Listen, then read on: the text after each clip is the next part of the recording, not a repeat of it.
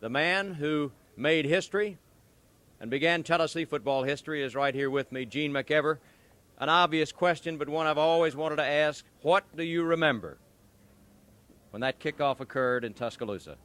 I just remember one thing. I told everybody to get a man, I'd take two, and that's what we did. You brought it back, and Tennessee went on to win the football game. And were you touched?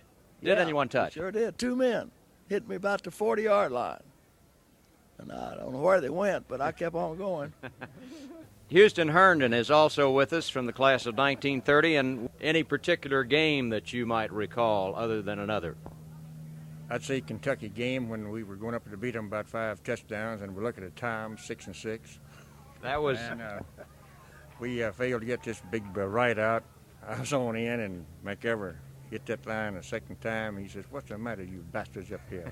I say, wait. Go right ahead. Go right ahead. Anyhow, we can add it. Finally, anyhow, we gave it to Hackman. He shot across the left side, and we tied him up there.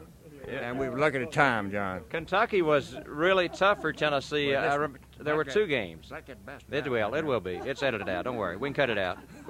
I didn't know it was about that deep, John. And we thought Hackman had scored. They threw it past twice. Me and Dodd slipped out of his hand.